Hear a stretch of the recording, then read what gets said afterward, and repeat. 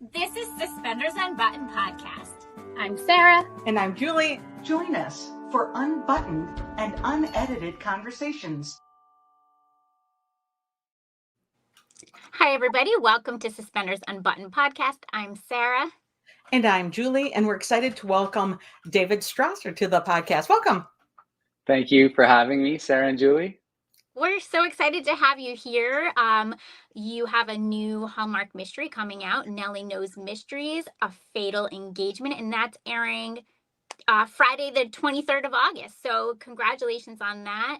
And thank you for taking the time out of your day to share a little bit about the movie with us. Absolutely. We're, I think everyone on our side of things, we're very excited about this particular project, not only because we had probably two of the most brilliant actors on the planet lead the show for us, but in addition, we just feel like we have a story and a cozy mystery that just has so many unique features to it that we just can't wait for the audience to see it. Love that. So you're directing Nelly Knows Mysteries. How did you get involved in this? Yeah, this story has a unique genesis. So I've been directing in Vancouver, Canada, and the surrounding areas for roughly 10 years now. And I've done a lot of romance movies, Christmas movies, some thrillers, and for, networks, Hallmark, Lifetime, Up TV. And I've started to get the itch to work with writers more. And I kind of say this about being a director is, often my agent will get a script on a Thursday. I'll read it, and then I'll be offered the job on the Friday, Right. and we start prep on the Monday. And Yes. so my time with the material before I have to actually start planning the movie and casting the actors and all of the sort of craft that goes into making these movies, it's very compressed. And I was starting to feel like in order for me to do a better job, in order to get more out of the story and more out of the actors and just sort of more out of myself, I wanted to be involved earlier in the process. And in order to do that, you kind of need to develop the material. So I started in earnest trying to become an executive producer, which essentially is just a way of saying, I find the story, I find the writer, we put the package together, and then we go out and try and find partners to make the movie or a broadcaster to come on board, like Hallmark Channel. And so I was working with a longtime friend of mine, Catherine Wagner, and she's a very, very talented writer. And we had been working on some sort of different, more independent projects. And she just really kind of called me up one day and said, hey, I wrote a mystery. She's a big fan of British mysteries. And she said, I wrote a mystery. Would you mind reading it for me? Give me some notes, and then let me know if you think you can help me go somewhere with this. And she sent it to me, and I read it. And I read it in one sitting in under an hour. And that to me is, like a script that has challenges with it can take half a day to read. Right. Because it doesn't keep your attention. You got to get up and grab a sandwich. You got to go make a coffee. You got to go outside for a walk. This one, just from page one, you're in, right? The characterizations were so strong. And I thought, okay, great. And now it was sort of like somewhere between Netflix and Hallmark is the best way I describe it, right? It didn't. And so I worked with Catherine to sort of bring it from one sort of wholly in the other, right? Okay. And that was sort of my process with her. And then we had this project. And this coincided with me going to a big film and television conference in Canada called Banff World Media. Yep. And Hallmark brings a huge contingency there every year. And my agent said, I really want you to meet Joel Rice. He's an LA-based executive producer. He works with Muse, and I'd worked with Muse's Canadian arm through Jesse Prupus and Anida Crawford. And I had probably one of the best experiences I've ever had working with Muse. Especially with those two. And so I thought, well, of course, if Joel's Muse, and he was Muse USA, so it's slightly different. I met with Joel and we hit it off. Our personalities clicked instantly, but it was a very brief meeting. And he said, when I get back to LA, let's set something up. And his sort of number two in development is a gentleman named Scott Clayton. And they set up a meeting for the three of us. And Scott and I just, we also clicked. And Joel said, okay, well, what pitches do you have? And I had some pitches. So I gave them to Joel. And there was one of them he was interested in. And it was a pitch by Catherine. And then he said, do you have a writing sample of hers, like just a finished script? And so I sent him Nelly Knows. And I was like a day later, sort of thing. He called me back and he said, what's the status of this one? The sample, right? Yeah. I didn't even pitch it to him because at the time I was under the understanding that Hallmark wasn't looking for new mysteries. There was kind of like a period of time when they were still Hallmark Movies and Mysteries. There was some change going on behind the scenes at Hallmark with the leadership structure and the programming. And so there were sort of no room for it. So I hadn't really been pitching it too aggressively. So Joel, in his infinite wisdom and expertise and his never-ending relationships in LA, got this in front of the right people, and they greenlit it. So it's a very long story, but I mean, that's how a project gets made, from sort of this dream of wanting to be involved earlier, all the way to just the right person, the right time, and the right circumstance. I think that's an amazing story. It was meant to be, right? We were meant to watch this movie this weekend. How, from that time where you had kind of shared that with Joel until you made the movie, how much time went past? Like, how long did it take you? It took about 6 months. So we had a very strong initial interest, and it really looked like it was going to move forward. All this sort of the emergence of Hallmark Mystery was underway. Okay. There were movies that they were making for that, and so we were sort of in line. Yeah. And then sometime in the new year, this year, Joel called me up again, and we'd sort of been noodling with it for four months at that point, and he sort of said, hey, I think we have a really good shot to make this year. And he wanted to know my availability, and I sort of showed him my calendar. He said, okay, I can work with this. And then he calls me up and he says, okay, I think we're going to make this happen. I want you to meet 2 people. And I said, okay, great. And he's like, I'm going to set up a meeting this week for the 4 of us to chat with Kavan and Pascale. And because I really think this script is meant for them. And so we set up that meeting, and it was funny. The meeting went exactly how you suspect it would go with Kavan and Pascale. A lot of what I'd say dad jokes from Kavan that really carried the humor. And then, of course, you probably know this about Pascale as well, but they're both very highly intelligent, highly intuitive people. But sort of the inverse to what their roles in this movie are is Pascale's kind of the straight one. Right. Yeah. And then Kavan is the color. And so we flipped it on them for the movie. But no, they were just so amazing. As soon as we got off the call, so Joel, Scott, and I continued to talk, and we just thought, like, if these 2 are part of Nelly, like, this movie will be something spectacular. Like, we just knew it was, again, that sort of kismet, it was meant to be. Yeah.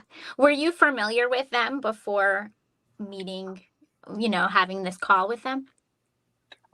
So I do watch a lot of Hallmark series and movies for research. And so I was surprisingly not the most familiar with them from When Calls the Heart. I mean, I knew of Lee and Rosemary, and of course I'd seen some episodes.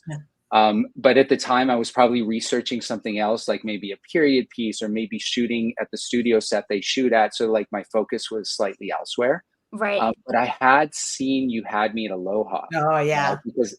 Because we'd been working on sort of potentially a pitch for a surfing-based movie in Hawaii. And so I kind of watched a bunch of the sort of Hawaiian style movies, and I'd watched that movie. And honestly, those 2, I fell in love with them, and I didn't even know it was them. Do you know what I mean? Like, I knew of Kavan Smith, I knew of Pascale Hutton, and I knew of this movie. But I mean, honestly, knowing them the way that I do now, I don't actually think there's anyone else I would have ever wanted. A Hollywood A-list actor could not have accomplished what they did in this movie, because they have this sort of they come packaged with a certain chemistry that you really just can't find anywhere else. Right. So when you are directing Kavan Smith and Pascale Hutton, who have over a decade of acting experience with each other, what are some of the benefits as a director that team brings to you? I can talk a little bit about the craft of directing, which will help me sort of answer this question. So As a director, you sort of have a lot of responsibility. You know, obviously, sometimes it's the studio that hires you, and you're not the exec, but you're sort of given the script, and they give you a lot of license to implement a vision. So that's Right. color, and that's set design, and that's costumes, and that's sort of performance arcs, and so and it also on set, it comes down to working with the cinematographer for lighting and for camera positions and for sort of you know, how you're going to set up the shot. And what's interesting is the craft of directing sometimes doesn't put enough focus on letting the actors do their best work, because you get, you know, you start thinking, oh, this beautiful shot and this beautiful backlit lighting and these beautiful sets, and right away, you know, again, right from that initial conversation, I said to Joel and Scott, I said, I'm realizing that my job for Nelly Knows is above all else to allow room for these two to play. So my Right. approach with Kavan and Pascale was to put the craft behind the scenes. And so when they arrived into a scene or they arrived on set, it wasn't the other things that were the priority. It was like, you guys have the set. I'm not, you know, when you're blocking or staging actors, you know, sometimes for lighting purposes or for how quickly you have to shoot on a particular day, you can kind of force them into a corner. Like say, okay, Mm-hmm. you stand here, and we need to shoot quickly. I just made sure that was never the case for those two, right? So it was like, let's take our time. I want to hear your thoughts. I want to see what you prepared. And they were always prepared. I mean, you want to talk about professionalism? These two never showed up without different ideas and variations of a scene and things they'd mapped out together. And so for me as a director, it was just such an opportunity to just let them shine and make sure I didn't get in the way of that. Now, obviously, like, it's my responsibility to make sure the mystery works, to make sure the Right. relationship arcs go through like that sort of natural progression. And what I sort of asked them for from a permission point of view, because I think directing and actors, it's a permission language. I just said, I give you guys permission to take full ownership of these characters. They are your characters, and it's your relationship. What I want your permission for is to be the custodian of the story, so that I track that. I'll let you guys play, but you know, I'll rein it in when I need to make sure we're following the mystery arc, or we're following the sort of relationship arc. And that sort of permission process between us worked out just really well. It allowed us a lot of time to have fun, to laugh. And like, you know, film sets aren't always about fun and laughing. Like, Mm-hmm. they can be like high intensity, stressful environments. We're Stress. always under a time crunch. But with them, we just, you know, I'm not going to say, there were probably a couple of days on the schedule that were a little hectic. But because I had them, it just, the set was always positive. I feel like this is like, from all the actors we've talked about, this set kind of sounds like their dream. Like every actor wants, from what my impression, having interviewed so many, is they would love to have that freedom and that trust from their director to kind of own those characters. So sounds like a dream.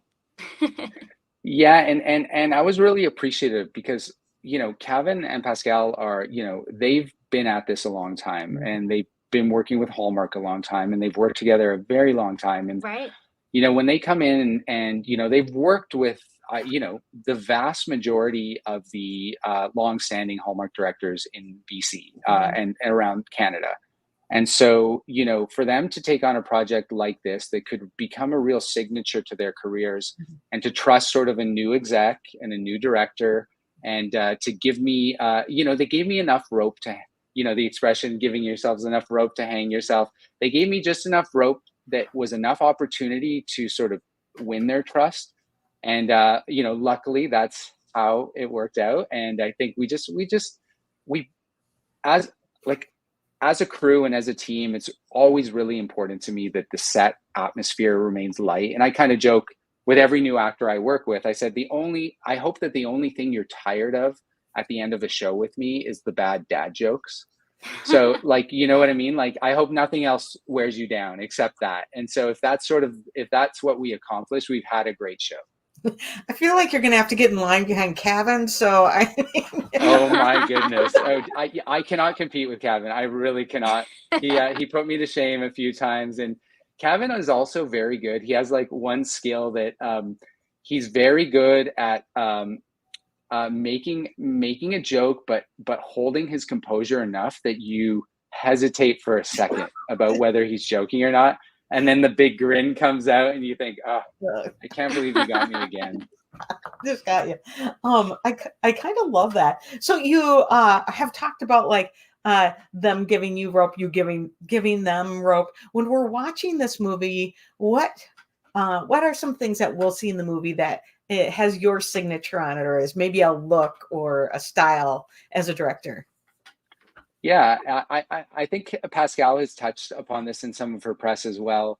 But whenever I come to a movie, I like to employ color theory, and I like to play homage to certain things. It's a way that I know I'm leaving a signature on the movie. And when you're working for a successful network like Hallmark, they have a brand and they have an audience, and it's not my job to reinvent the brand or speak to the audience with a different language. It's my job to come in there and to create something that audience will enjoy. And so I find my little areas where I can put my touch on them that really respect the brand. And often it's color.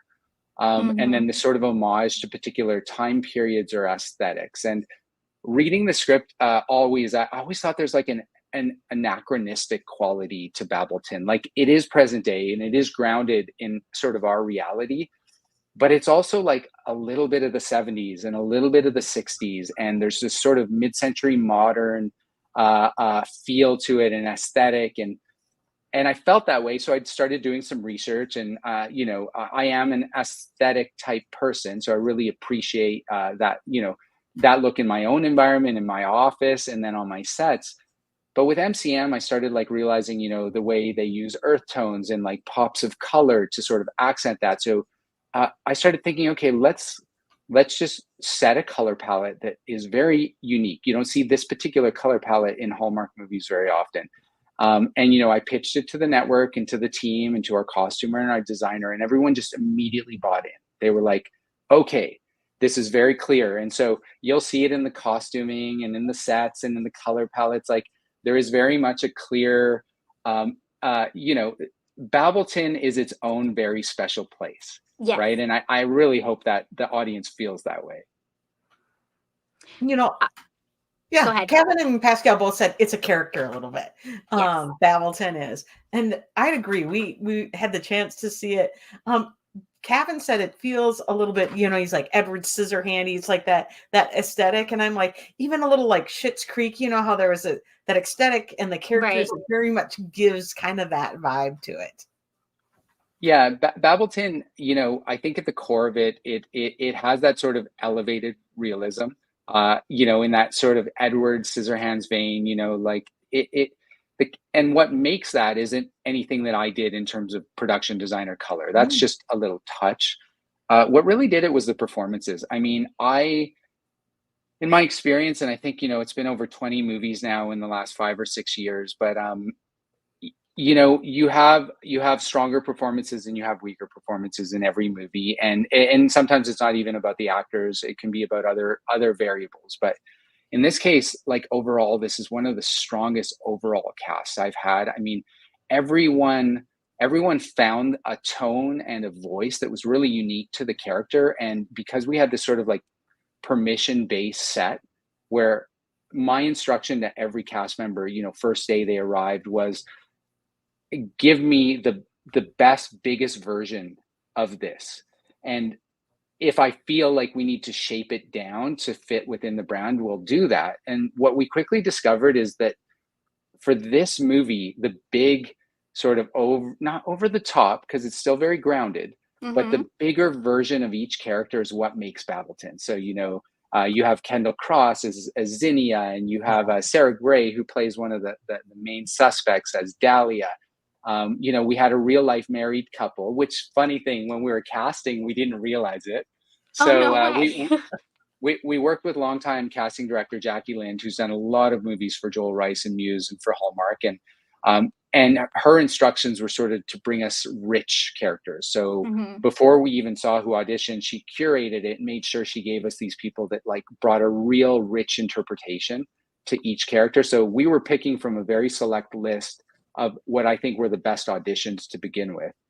And Yeah, so we had a woman named Kate Craven, who's in the movie, who we pinned for, one of the couples, one of the married couple, and then because the way the casting tapes and selection process works, um, we picked Aaron to play the other spouse, um, not realizing that they were real life married couple. So when we actually saw the list assembled, the completed casting list, everyone sort of clued in. Oh, they both have the same last name. And then Jackie said, "Come on, guys, you didn't know they're a real life married couple." And I think because of that, we got something very special. Again, they Yeah. sort of had a second hand. They had ability to sort of play this. They're a couple that's going through some challenges in the movie, and they just play it with such honesty in a way that's like both relatable and funny. Yeah, we absolutely adored that. I love that story. David, we didn't ask you to tell us a little bit about the movie. So, since we're talking about Babelton and some of the characters that we're going to meet this weekend, will you kind of give us a nutshell? What is Nelly Knows Mysteries about? Yeah, absolutely. So it's funny. Nelly Knows is, it's a cozy mystery, but it's sort of grounded in this sort of almost like a sitcom aesthetic. So you're sort of obviously you're dealing with like uh, a murder and sort of the reality of that situation. But this is about Nellie Parker. She's the town gossip columnist, works for Babelton Life. Babelton is this sort of, again, small anachronistic town in America, and Nellie sort of knows everyone's business because she's giving all the locals advice on their various life problems. And even though her column is anonymous and the submissions are anonymous, because of her sort of intimate knowledge of the town, she always knows who it is. And what sort of makes Nellie a unique gossip columnist is that she intervenes.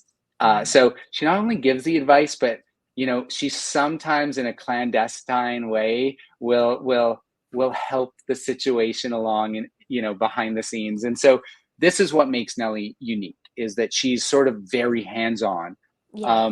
And you introduce Michael, Detective Michael Hogan. He's new to town. He's come from a city job.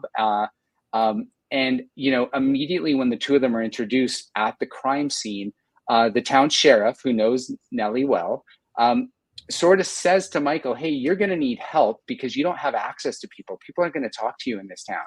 And so she's sort of forced upon Michael very much against his will. But again, it sort of breaks the genre mold a little bit because, it's usually the police department versus the sort of nosy investigator. In this case here, the sheriff says, "Oh, Nellie, meet Michael. You guys go figure this Yeah. out together." And I like that because Kavan in his infinite like acting wisdom, he was just so good at not playing the straight cop or the straight man in that sort of you know characteristic way. He improvised a lot with it, and he softened where he needed to soften. And the biggest thing for me is when he sort of accepts the fact that she does have something to offer. It's a really nice scene, but more importantly, you see this really growth in their relationship. Right. And yeah, so I digress there a little bit, but yeah, you've got Nellie, the town gossip columnist. You've got Michael, the new cop in town, and they're thrown together in a murder investigation where everyone has a secret, and quite literally, everyone has a secret. And I promise you, there's a lot of laughs in this movie. We love that everyone has a secret, and we actually get really introduced to so many characters in the town of Babelton and their unique kind of fun way. It's Nelly Knows Mysteries, and it's plural. It's very easy to see how this could continue on because everyone's gonna have something happen. Yeah, and part of developing rich characters for the first one is obviously to sort of prime the audience. So wouldn't it be interesting to follow this storyline? Or we have the private investigator Larry Foote, very colorful character.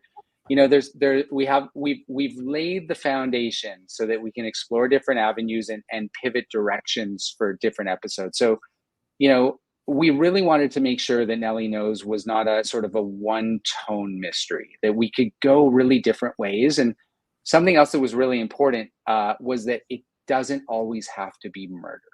And so with See, a I town said like that. Babbleton, yeah, a town like Babbleton lends itself because there's, you know, you have Nelly's grandmother at the care home. You've got her Veronica Long, who plays her best friend at the office, who's into gardening and baking. You know, there'll be maybe some new characters we introduce along that way, but we have all these threads that we can pull on, and they don't all have to be murder threads. So that was always kind of the vision, although obviously we have some very exciting murder ones planned. But yeah, you know, the way these sort of work is we have a 5+ movie plan, and we have two very well developed ones to be 2 and 3, which if you know, if the audience really pulls through for us, which I hope they will, I think this is an easy one for Hallmark to get excited about, because we've just, you know, we've given Kavan and Pascale, I think, the right material to shine at their brightest. Yes.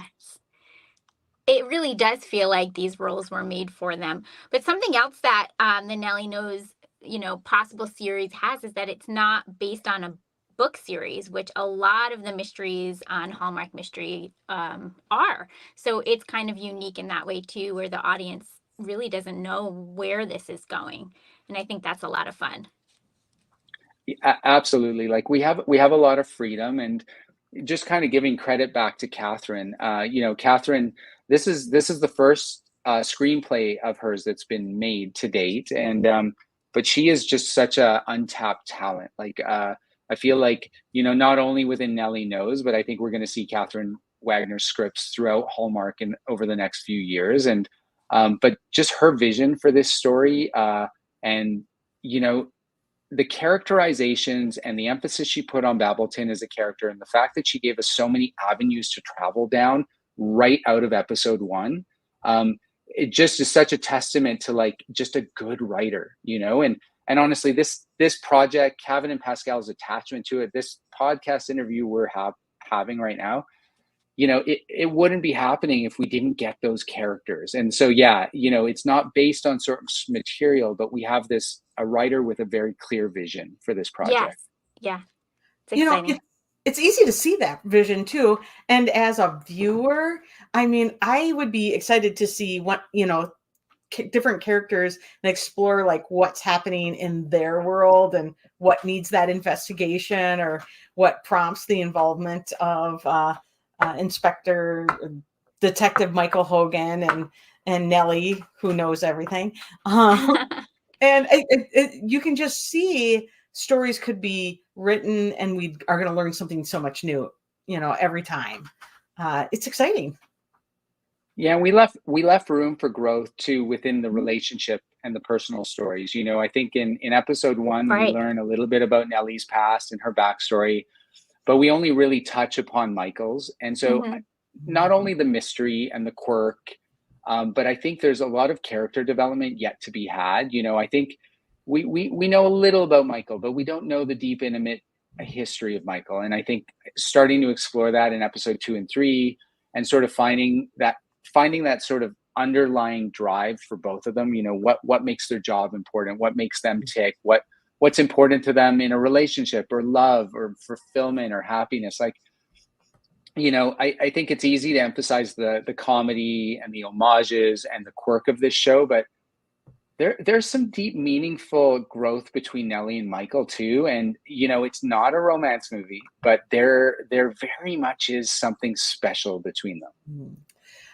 And you have Kavan and Pascal playing your leads, and they're really like great at this, both ends of those things. They can do a deep Yeah. dive, emotional dive into a scene, and they can bring the comedy too, and kind of everything between. And that gives you and your writers, it gives them a lot of room then, because they can bring it all. Absolutely. And it's funny because we've had this conversation. We have, like I said, we have two very well developed pitches that are in the works. And again, no, there's no guarantees there'll be more than this movie, but we're definitely preparing for that potentiality. And yeah, the writer, immediately said, now that I have Kavan and Pascale to write for, she just feels she has so much more to give, right? Because she just knows, like, you can, often the writers sort of left off out of these conversations a little bit, but they're the ones generating the blueprint.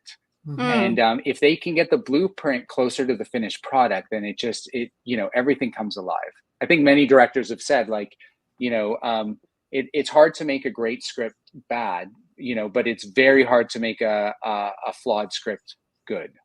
Right. And so, yeah, I think Kavan and Pascale are a real inspiration, and even beyond, and so was the supporting cast, but even beyond the script, editorial was a very unique process on this movie. So when we assembled the movie, I worked with a longtime editor named Jason Irving, who had worked with Joel a lot. But it was my first time working with Jason. And it was about 2 days into filming, and the editors assemble the previous day's work as we go. And so they start creating their editors assembly, and a couple days after we wrap filming, I get a cut of the movie. And then I start my director's cut, which I'm given, usually a week or so on to sort of finesse things. But on day 2, I get a call at lunch during production from Jason, and he says, "Hey, David, I want to talk to you about a couple of things. First off, I think you're feeling this way, but we're talking jazz here, right? This movie's jazz." And I said, 100% this movie's jazz, like 100%. And so I sent him my playlist, which I hadn't shared with him, which was all these jazz tracks. And he said, "Okay, because I'm laying down jazz for this movie, because this is a movie that has that energy. It's because jazz is all about improvisation and playing off one another, right? Like at its core value system, the saxophone plays off the bass guitar, and that's what these characters are doing. They're making jazz. And so by using that as sort of the musical underpinning for the score and the soundtrack, it just, maybe you guys noticed, but like the jazz really just gives it that extra kick. And then the second thing he said to me, he said, "So let's talk about Pascale." And I said, "Oh, okay. Is this something bad? Are we not getting the coverage you need? Do I need to change the?" He said, "No, she's incredible, but you're aware of what she's doing." And I'm like, "Well, I am, but articulate." And he said, "Well, these little quirks she has, the eyebrow raise, the hands, the O's." He said, "It's something special. And what she's doing is giving me an idea." And I said, "Okay, Jason, what's the idea?" He's like, let's call this idea Nellyisms. He's like, "I want to cut the movie to the Nellyisms in the same rhythm and in the same timing." And so he sent me a cut of a scene, and he said, "Watch the scene and just tell me if you're okay with me doing this, because it's a slightly atypical editorial style. It's a little faster paced. It's a little more punctuated, right?" And because there is that sort of traditional wide shot coverage, and it's very linear.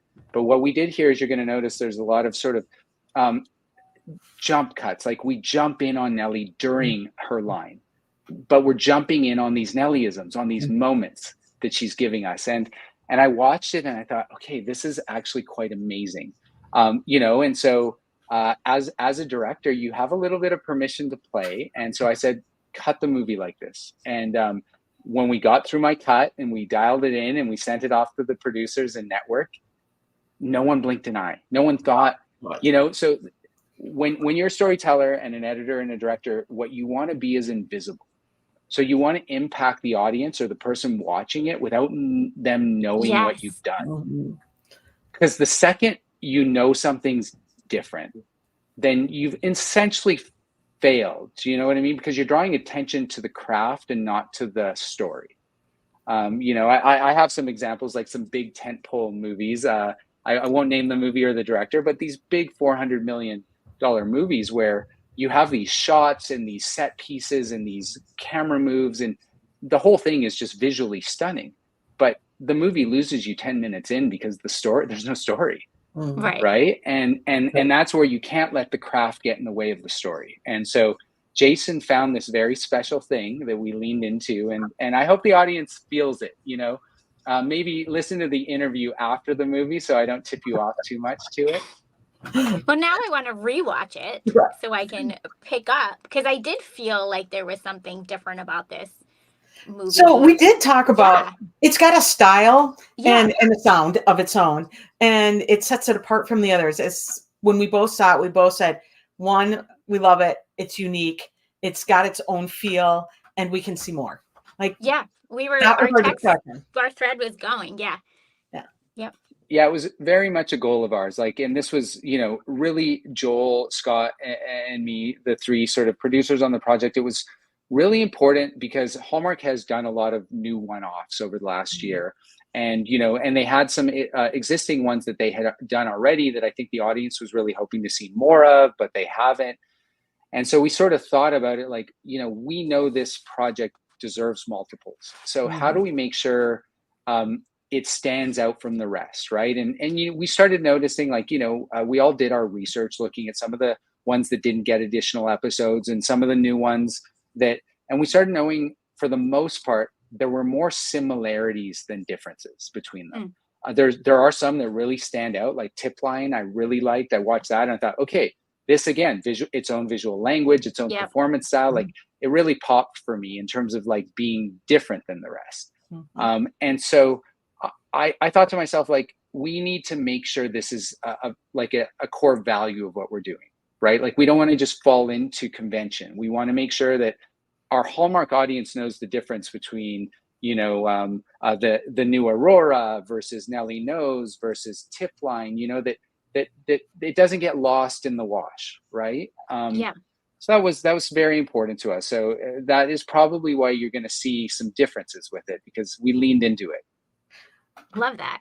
Yeah, I feel really good at. Yeah. Thank you. Totally. That's very kind of you. I have a great team. So on the great team note, I have one little note. So I worked. I have a cinematographer who came onto the project, and he's worked on the camera department for the Young Aurora series, and he was the cinematographer on Round and Round. And he came onto this project. I'd worked with him on Campfire Christmas, the Christmas in July movie. Yeah. And his name's Cato. We call him Cato. It's actually Cody Bonavong, and he actually developed another sort of Nelly-ism style, and it became what we called Nelly Vision.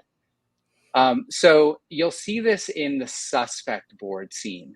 But what we did is, instead of your traditional flashbacks, Cato came to me in the office during prep and he said, do you want to try something? Would you be open to this? I know our production days are very busy, but what if instead of, Nelly cutting back to sort of things she's observing in the traditional way, what if we made it sort of more three-dimensional?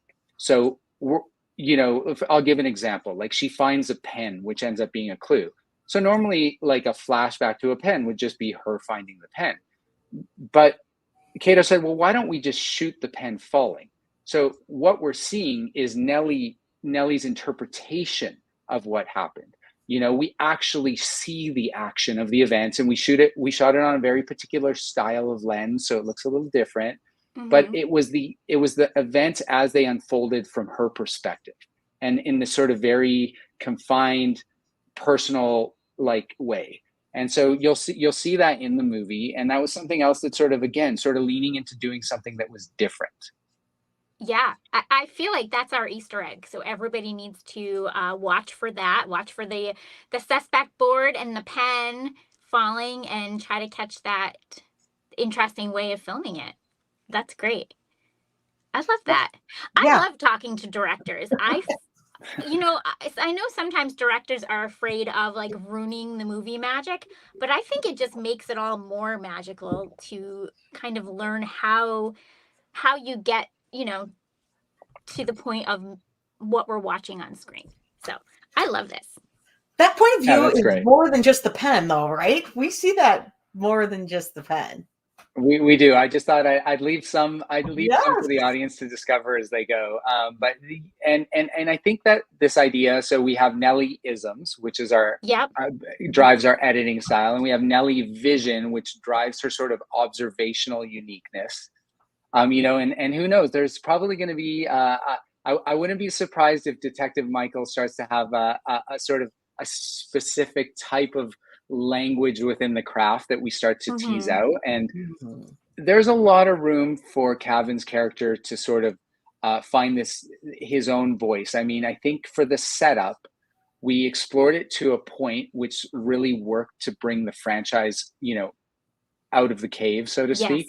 Yes. But there's a lot of opportunity for Kavan, and he's laid a really great foundation too.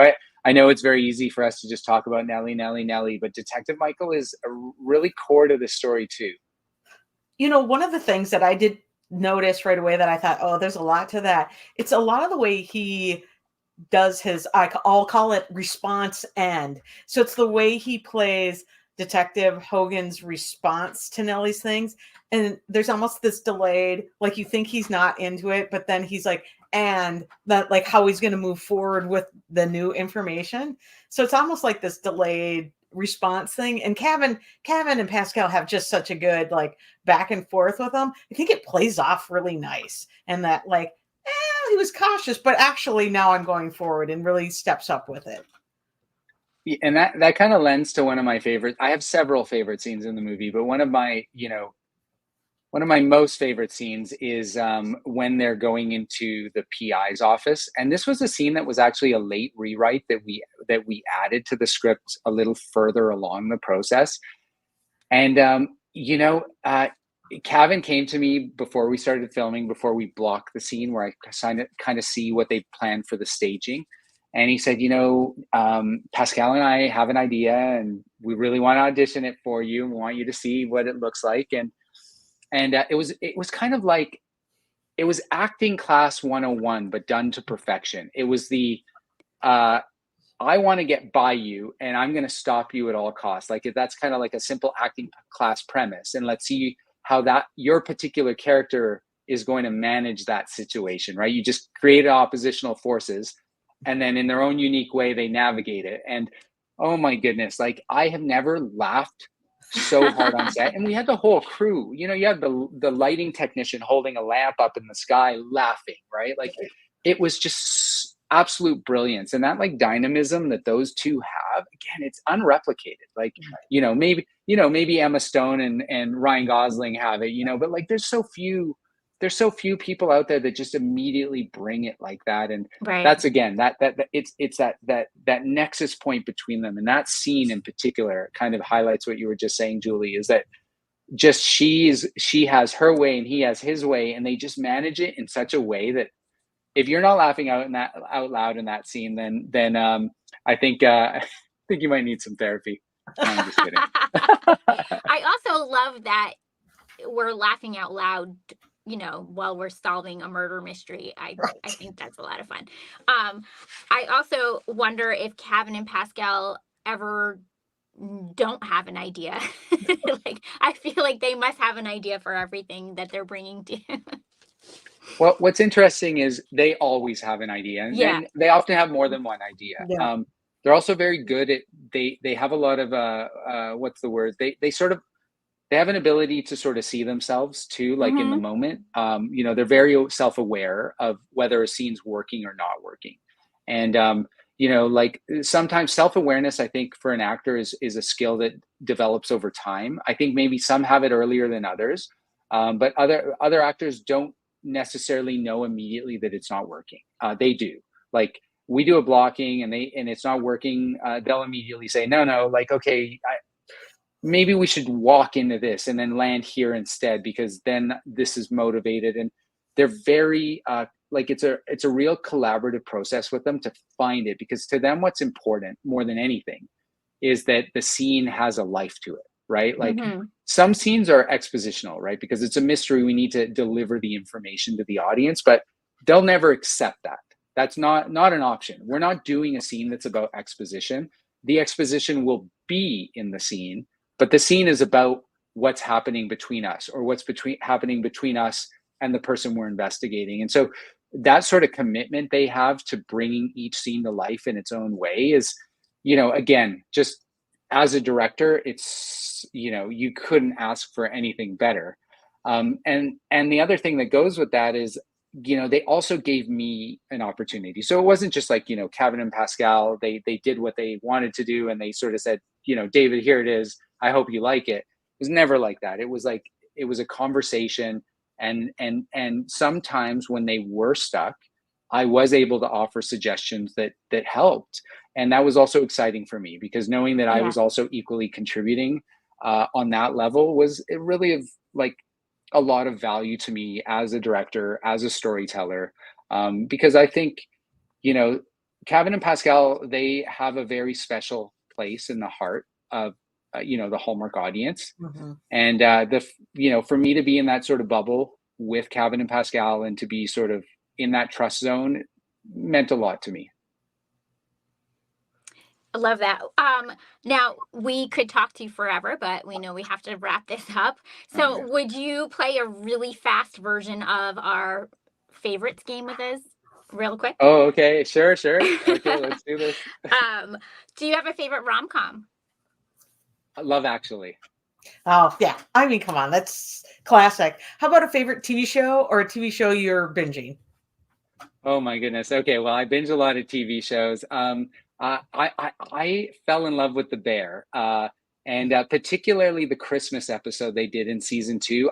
It's funny because I make Christmas movies. I'm making one right now for Hallmark, and I'd say the best episode of Christmas that's ever aired on TV is season 2 of The Bear. It is the most dynamic episode of television I've ever watched. I love that. Need to watch that. Okay, what about a movie from a director's point of view that's not your own? Do you have a favorite? Oh, like a favorite director or a favorite movie? Or like just like a Julie, you wrote that one. Oh, yeah. The question. So, what movie from a director's point of view do you really like? Because you like the way it was directed. Oh, I'm a child of the 90s. So I grew up during the resurgence of what they call American independent cinema. That's like when I was the most impressionable. And of course, that was Wes Anderson and Quentin Tarantino and Darren Aronofsky. So they hold a very special place in my heart. But, ultimately, at the end of the day, I have this soft spot for like comedic flair. And Ivan Reitman and Ghostbusters is still my favorite all-time movie. Like, it's not even a guilty pleasure at this point. I've watched that movie 200 times in my life. You're just to the point where like, I don't care. It's not guilty. This is good, and I like it. Yeah. But I grew up on that one. Yeah. Wes Anderson point of view coming into the town of Babel. Like we could do a Wes Anderson episode for sure. I think the world of Babelton fits. It's the town adjacent to Asteroid City. You know what I mean? So I feel like we could do an homage episode to Wes Anderson, and the Hallmark audience might give us permission to do that.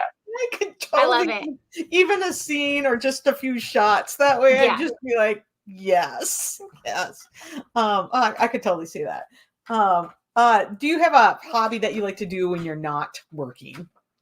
Oh, well, so I have a big family, and I'm very much a family man. I have a 16-month-old right now. So what's exciting about my little girl Nava is kind of just doing all the kids things again. And the one thing that we've been doing right now is we're building a tree fort, and so that's been sort of my like get out of the house on a weekend during production and just sort of work on creating this little environment for us to play in. And she just loves it, and so that's been exciting for me. Okay, that's the best answer we've had so far. Absolutely.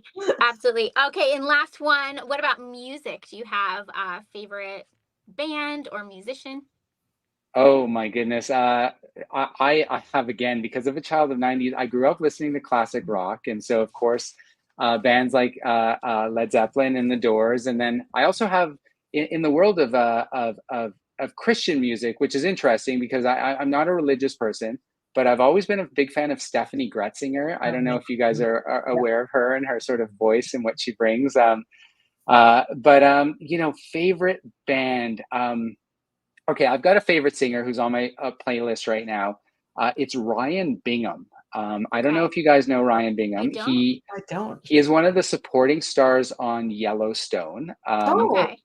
Oh wait. And, Yeah.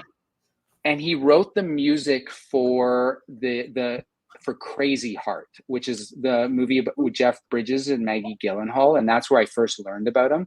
Okay. But he has a song, and I'd highly advise all you listeners out there, if you want a song that's going to pull on your heartstrings a little bit, and you don't mind a little country, check out "The Weary Kind" by Ryan Okay. Bingham.